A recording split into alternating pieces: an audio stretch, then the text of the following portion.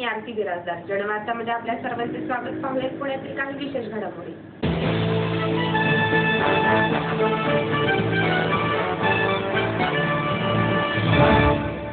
कसबा पेठ येथील राष्ट्रवादीचे उमेदवार दीपक बहुमानकर यांच्यासाठी अजितदादा पवार यांनी रोड शो केला.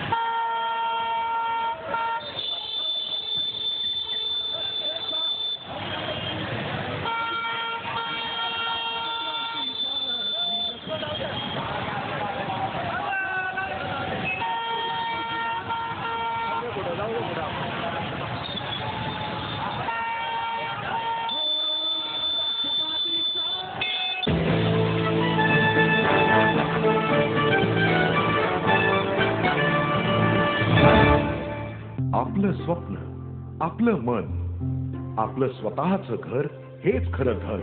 समृद्ध जीवन पार्क सादर करत आहे 140 फ्लॅटची एक प्रशस्त गृह योजना. कात्रज कोंढवा रोडवर बिबवेवाडीपासून फक्त 2 किलोमीटर अंतरावर आपल्या आर्थिक गणितात बसणारे 1 व 2 BHK फ्लॅट्स. तब्बल 3 मजली पार्किंग सह ऐस पैस गार्डन, क्लब हाऊस आणि इतर सुविधांनी सुसज्ज. बुकिंग साठी संपर्क 9850937373 9850947373. समृद्ध जीवन, नांदी सौभाग्याची, सुरुवात प्रगतीची.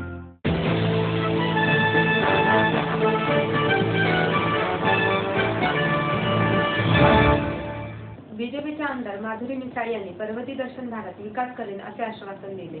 5 वर्षामध्ये जो जाहीरनाम्यामध्ये मी जे वचनं दिली होती त्याचा कर्तव्यपूर्तीचा अहवालच मी लोकांसमोर करून दिलेला आहे.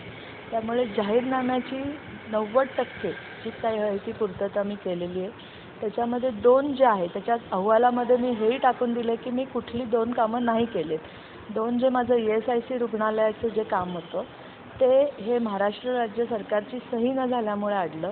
ते मला असं वाटतं की आमचं सरकार आल्यानंतर नक्की खात्रीने ते काम मार्गी लागेल. दुसरं जे काम होतं हे SRAचे आपण जे माझ्या भागातल्या झोपडपट्ट्यासाठी आपण आश्वासन दिलं होतं, पण SRAची नियमावली मुख्यमंत्र्यांनी न केल्यामुळं ती कामं तशीच राहिलेली. ही 2 कामं झालेली नाही आहेत, पण सरकार बदलल्यावर ती कामं स्पीडने होतील याची मला खात्री आहे. मला असं वाटत नाही जास्त फरक पडेल, कारण शिवसेनाचा प्रभाव या मतदारसंघात फार कमी ठिकाणी आहे आणि तिथे सुद्धा पर्सनली मी बरीचशी कामं केल्यामुळे, म्हणजे मी तर फक्त विकासावर बोलते, मला कोणावर टीका करायची नाही, पण पर्सनली कामं केल्यामुळे आणि पर्सनली त्या भागामध्ये लोकांपर्यंत पोचल्यामुळे ती मतंसुद्धा आपल्याकडे ह्यावेळेस डायव्हर्ट होतील. कारण शिवसेनेचा जो उमेदवार आहे तो प्रॉपर शिवसेनेचा नसल्या कारणाने लोक मला नाही वाटत की शिवसेनेला मतं देतील. की मध्ये कधीही असा आत्मविश्वासाने कुणीही बोलू नये की मी सहज निवडून येईल म्हणून. निवडणूक आहे, निवडणुकीच्या शेवटच्या दिवशीपर्यंत, शेवटच्या क्षणापर्यंत निवडणुकीमध्ये काहीही होऊ शकतं, पण मला माझ्या कामावर, माझ्या लोकांच्या माझ्यावर असलेल्या प्रेमाने मला खात्री आहे की मी निवडून येईल.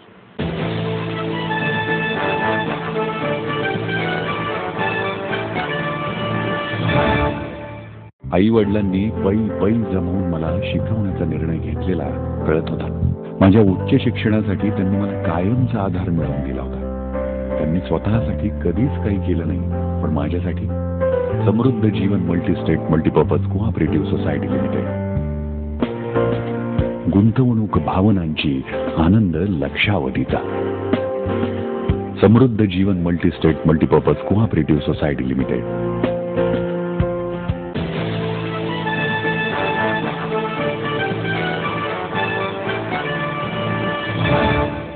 या निवडणुकीमधून राष्ट्रवादी पक्ष गायब करून टाका असे आवाहन पंकजा मुंडे यांनी भाजप प्रचारार्थ सभेत जनतेस केले.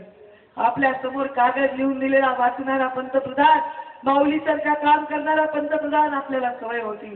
पण नरेंद्र मोदींनी भाषण केलं, make in India he concept आणली. आपण आपल्या तिचे तरुण मुलं आहेत, तुमच्या सगळ्यांच्या टी शर्टच्या मागचे टॅग बघा. त्या टॅगवर लिहिलं असेल made in China, made in Indonesia, made in Taiwan. Made in इंडियाचे प्रोडक्ट आपण वापरत नाही, कारण ते आपल्याला परवडत नाही. आपण महिलांनो घरी जा, घरातल्या कपबशा उलट्या करून बघा, त्याच्यावर लिहिलेलं असतं मेड इन चायना. कुठल्याही वस्तूवर मेड इन चायना लिहिलं असतं.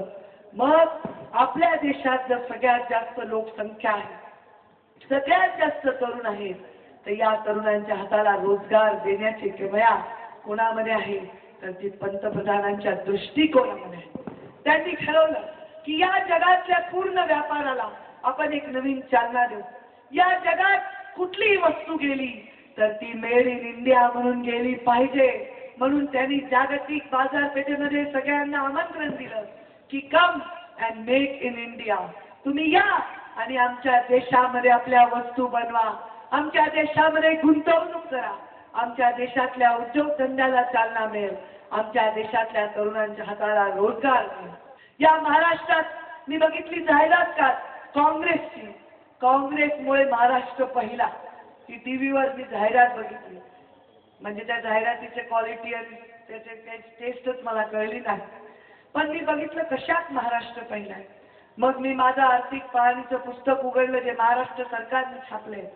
महाराष्ट्र पहिला केलाय ना काँग्रेस आणि आघाडीने, तो भ्रष्टाचारामध्ये नंबर 1 ला महाराष्ट्र, गुन्हेगारीमध्ये नंबर 1 ला महाराष्ट्र, शेतकऱ्यांच्या आत्महत्यामध्ये नंबर 1 ला महाराष्ट्र आहे, महिलांवरच्या बलात्काराने महिलांवरच्या अत्याचारामध्ये नंबर 1 ला महाराष्ट्र आहे, स्त्री भ्रूण हत्येमध्ये नंबर 1 ला महाराष्ट्र आहे, गुन्हेगारीमध्ये नंबर 1 ला महाराष्ट्र आहे, या तरुणांच्या बेरोजगारीमध्ये नंबर 1 ला महाराष्ट्र आहे. हा नंबर 1 ला अशा महाराष्ट्र नेऊन ठेवणाऱ्याला 4 नंबरच्या खाली ढकला. हे राष्ट्रवादी पार्टी तर गायबच करून टाका या निवडणुकीमध्ये. तुम्ही त्यांची सुपारी, यांना सत्तेची आणि पैशाची मस्ती चढलेली आहे. सत्तेच्या आणि पैशाच्या बळावर आम्ही निवडणुका जिंकू शकतो, हा यांच्यामध्ये माळ झालाय. आणि हा माळ, सत्तेचा माळ, ही सामान्य जनता उतरवून टाकू शकते.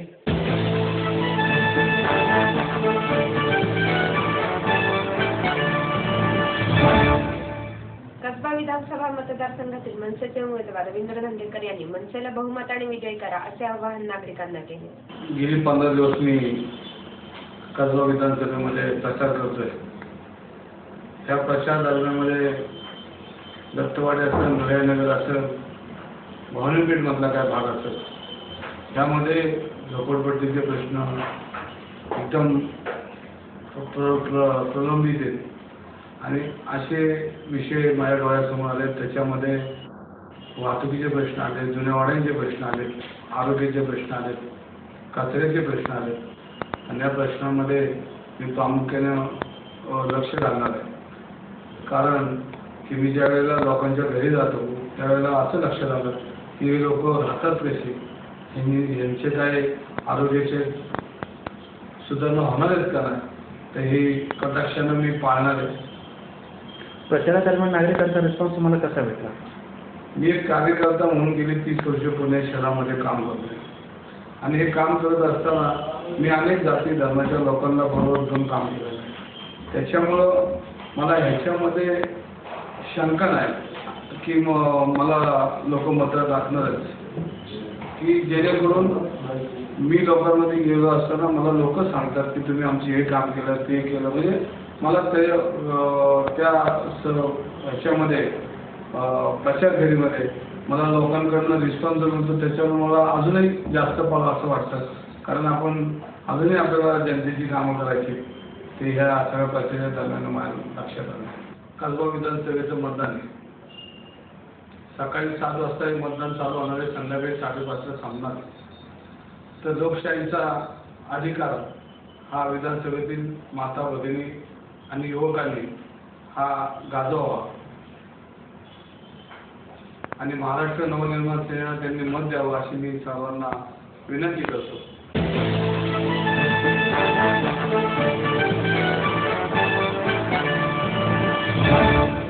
प्रलोभनाला बळी पडू नका असे आवाहन बहुजन समाज पार्टीच्या अध्यक्षा मायावती यांनी केले. चुनावी जनसभा में इकट्ठा हुए बीएसपी के सभी छोटे बड़े पदाधिकारियों एवं कार्यकर्तागण, आज आप लोग बीएसपी उम्मीदवारों के समर्थन में मुझे सुनने के लिए यहाँ इकट्ठा हुए हैं।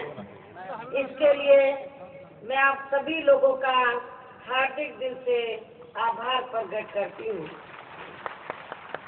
और हमने आपके महाराष्ट्र प्रदेश में यहाँ विधानसभा के लिए हो रहे आम चुनाव में सबसे पहले ये बात जरूर स्पष्ट कर देना चाहती हूँ कि हमारी पार्टी इस चुनाव में आपके प्रदेश की लगभग सभी विधानसभा की सीटों पर अकेले अपने बलबूते पर पूरी तैयारी के साथ ये चुनाव लड़ रही है। अर्थात हमारी पार्टी ने इस चुनाव में या किसी भी पार्टी के साथ किसी भी प्रकार का कोई चुनावी समझौता नहीं किया है। इसके साथ ही हमारी पार्टी ने बीएसपी में जुड़ने की तादाद को ध्यान में रखकर यहाँ आपके प्रदेश में भी सब समाज के लोगों को टिकट दिए हैं। इसके अलावा हमने अपने उम्मीदवारों का चयन करते समय इस बात का भी विशेष ध्यान रखा है कि हमारी पार्टी के उम्मीदवार हर मामले में साफ सुथरी छवि वाले और साथ ही अपने पार्टी के मूवमेंट के प्रति समर्पित एवं निष्ठावान होने के साथ साथ अपने क्षेत्र का विकास व जनता का हर स्तर पर पूरा ध्यान रखने वाले मिशनरी सोच के होने चाहिए। लेकिन अब यहाँ मुख्य सवाल ये पैदा होता है कि आप लोगों को इस चुनाव में अपना वोट कांग्रेस, बीजेपी व अन्य विरोधी पार्टियों को न देकर अकेले अपनी पार्टी बहुजन समाज पार्टी को ही देना क्यों जरूरी है, इस खास बात को आप लोगों को गंभीरता से समझना होगा। और इस संदर्भ में हमारी पार्टी का ये कहना है कि जब से हमारा देश आजाद हुआ है तो उसके बाद से केंद्र व देश के अधिकांश राज्यों में और आपके महाराष्ट्र प्रदेश में भी ज्यादातर सत्ता यहाँ कांग्रेस, बीजेपी व अन्य विरोधी पार्टियों के हाथों में ही केंद्रित रही है। जबकि सन 1947 में अपने देश को मिली आजादी को अब यहाँ काफी ज्यादा समय हो चुका है। लेकिन दुख की बात यह है कि आजादी के बाद इस लंबी अवधि में भी यहाँ अपने देश में सर्व समाज में से गरीब लोग और उसमें भी खास तौर से बहुजन समाज, जिसके अंतर्गत अनुसूचित जाति, जनजाति, अन्य पिछड़ा वर्ग एवं धार्मिक अल्पसंख्यक समाज से संबंधित मुस्लिम, सिख, ईसाई, पारसी व बौद्ध आदि विभिन्न समुदाय के लोग आते हैं। इनकी सामाजिक एवं आर्थिक स्थिति में आजादी के बाद इस लंबी अवधि में अभी तक भी कोई खास बदलाव नहीं आया है। अर्थात आरे में केंद्र में रही किसी भी पार्टी की सरकार ने अभी तक भी कोई निर्णय नहीं लिया है। इसके साथ ही देश के अन्य राज्यों की तरह आपके राज्य में भी यहाँ सर्व समाज में से किसान, मजदूर, कर्मचारी, व्यापारी एवं अन्य कारोबार में लगे लोग भी अपनी विभिन्न समस्याओं को लेकर अभी तक भी हमें काफी ज्यादा दुखी नजर आते हैं। इसके साथ साथ पिछले कुछ वर्षों से केंद्र सरकार की लगातार चली आ रही गलत आर्थिक नीतियों के कारण यहाँ अपने देश में महंगाई भी काफी ज्यादा बढ़ी है, जिससे आपके प्रदेश में भी यहाँ सर्व समाज में से सबसे ज्यादा गरीब एवं मध्यम वर्गों के लोग ही बुरी तरह से प्रभावित हो रहे हैं। जबकि इस मामले में शुरू से ही हमारी पार्टी केंद्र व राज्यों की सरकारों से हर स्तर पर ऐसी नीति अपनाने की लगातार ये मांग करती आ रही है कि देश में कुछ गिने चुने पूंजीपतियों का विकास होने की बजाय यहाँ गरीब आम आदमी का विकास होना चाहिए। तभी यहाँ इन पार्टियों के स्थान पर अब आप लोगों को भी अपने राज्य में या अपनी पार्टी बहुजन समाज पार्टी को ही सत्ता में लाने का पूरा प्रयास करना होगा, क्योंकि पूरे देश में बहुजन समाज पार्टी ही अकेली एक ऐसी पार्टी है जो विरोधी पार्टियों की तरह देश के बड़े बड़े पूंजीपतियों व धरना सेठों की आर्थिक मदद से नहीं बल्कि अपनी पार्टी के ही आम कार्यकर्ताओं की आर्थिक मदद से चुनाव लड़कर यहाँ केंद्र व राज्यों की सत्ता में आना चाहती है, ताकि हमारी पार्टी सत्ता में आने के बाद फिर बिना किसी दबाव के आजाद होकर यहाँ सर्व समाज के लोगों की सभी समस्याओं का समाधान करके उन्हें हर मामले में खुशहाल बना सके। और इसी नीति के तहत चलकर आबादी के हिसाब से देश के सबसे बड़े प्रदेश अर्थात उत्तर प्रदेश में 4 बार हमारी पार्टी ने अपने नेतृत्व में यह सरकार बनाई है। और ये नारा सही मायने में प्रैक्टिकल में तभी इस नारे पर आप लोग अमल कर सकते हैं, अमली जामा पहना सकते हैं, जब आप लोगों के हाथों में यहाँ के स्टेट की पॉलिटिकल पावर की मास्टर की आ जाती है। तो उसके बिना आप लोग इस नारे को अमली जामा नहीं पहना सकते हैं। उत्तर प्रदेश के लोग भी ये नारा लगाते थे, लेकिन उत्तर प्रदेश में जब वहाँ पर बहुजन समाज पार्टी सत्ता में आई तो हमारी पार्टी की सरकार ने तो वहाँ पॉलिटिकल पावर की मास्टर की के जरिए तो उत्तर प्रदेश सरकार के पास खेती करने के लिए जो सरकारी जमीन खाली पड़ी थी, उस सरकारी जमीन के 3-3 एकड़ के पट्टे काट कर हमने उत्तर प्रदेश में वहाँ गरीब एवं बेरोजगार लोगों को खेती करने के लिए खरीदिए, जिससे के अलावा आपके महाराष्ट्र स्टेट की जो भी यहाँ स्थानीय समस्याएं होंगी तो उन्हें भी फिर जरूर दूर किया जाएगा। लेकिन ये सभी कार्य यहाँ बीएसपी की सरकार बनने पर ही पूरे किए जा सकते हैं। और सरकार बनाने के लिए अब आप लोगों को वोट पड़ने तक या सभी विरोधी पार्टियों के साम दाम दंड भेद आदि तमाम प्रकार के हथकंडों से भी जरूर सावधान रहना है। और इस बारे में वैसे आप लोगों को ये भी मालूम है कि आपके राज्य में जिस भी पार्टी की सरकार होती है तो फिर वह पार्टी सत्ता में वापस आने के लिए यहाँ विधानसभा के आम चुनाव होने से कुछ समय पहले अनेकों प्रकार के प्रलोभन भरे नए नियम व कानून आदि बनाती है, जिन्हें फिर वह सत्ता में आने के बाद ज्यादातर दरकिनार ही कर देती है। और ये सब हमें केंद्र व देश के अधिकांश राज्यों में वर्षों से देखने के लिए मिल रहा है। जिन पार्टी यहाँ के प्रदेश में भी सत्ता में आने के लिए फिर से आप लोगों को यहाँ अच्छे दिनों को लाने के लिए किस्म किस्म के प्रलोभन भरे सपने आप लोगों को दिखा रही है, जिनके बहकावे में भी अब आप लोगों को कतई भी नहीं आना है। हालांकि इस मामले में केंद्र व देश के अधिकांश राज्यों में अभी तक भी अन्य पार्टियों की सरकारों का भी लगभग यही खराब रवैया रहा है।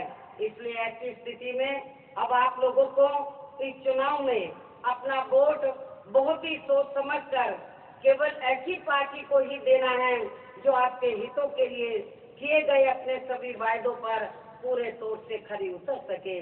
और ये सब यहाँ बीएसपी की सरकार में ही संभव हो सकता है। हालांकि अब मेरा आप लोगों से यही कहना है कि आप लोगों को अपने राज्य के हित में अपने वोटों को सही पार्टी को ही देना है।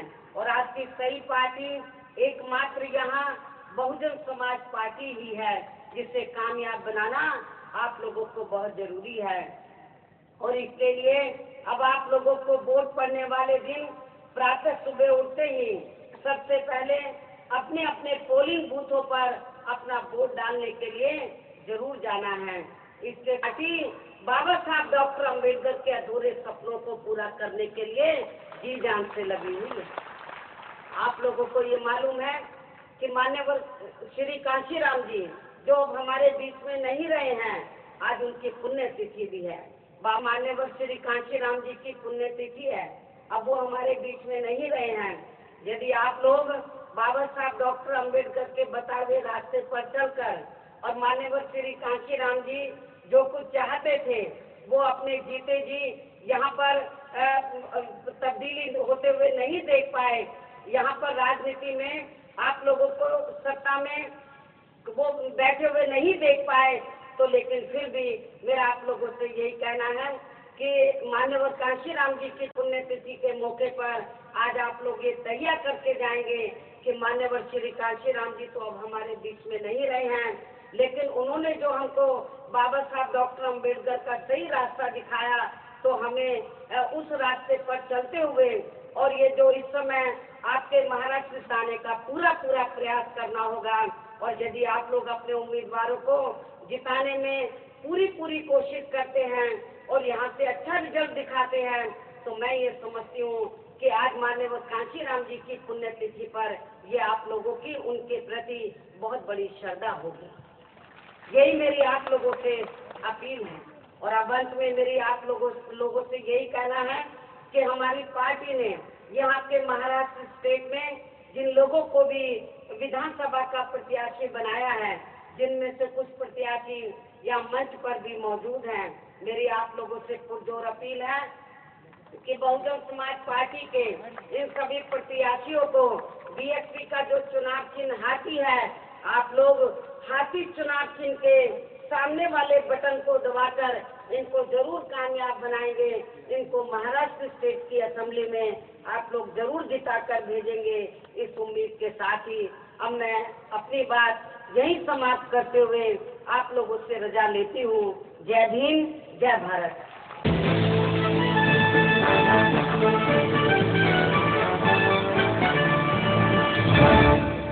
आपको देता है एडमिशन के साथ अपॉइंटमेंट लेटर भी। B civil, computer, electronics, electronic and telecommunication, IT and mechanical. MA Computers, Electronics, IT and Mechanical, Diploma Engineering, Mechanical and Computer, MBA Finance, HR and Marketing, BCA, BBA, MBA and MCA for Engineering और साथ ही D.Pharm, B.Pharm और M.Pharm भी। सिद्धांत international school CBSE from nursery to 5th standard, सिद्धांत college, transport एवं hostel facility, 22 एकड़ का विशाल campus, AICT Delhi और पुणे यूनिवर्सिटी द्वारा मान्यता प्राप्त।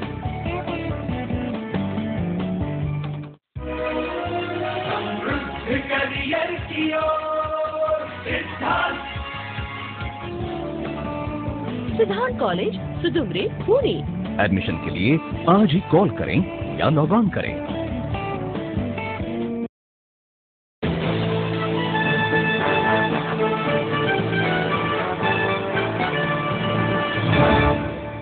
आजच्या बातमीपत्रात येथेच थांबेल। उद्या पुन्हा भेटूयात पुण्यातील काही विशेष घडामोडींसह। नमस्कार।